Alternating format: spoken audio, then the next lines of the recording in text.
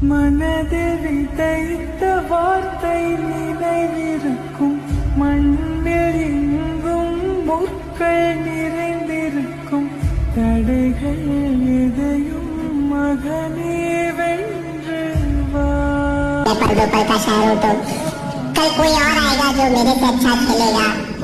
कल काफी दूसरे लोग आएंगे जो आपसे अच्छा देखेंगे। तो मैं लिख के देता हूँ, कोई नहीं आएगा।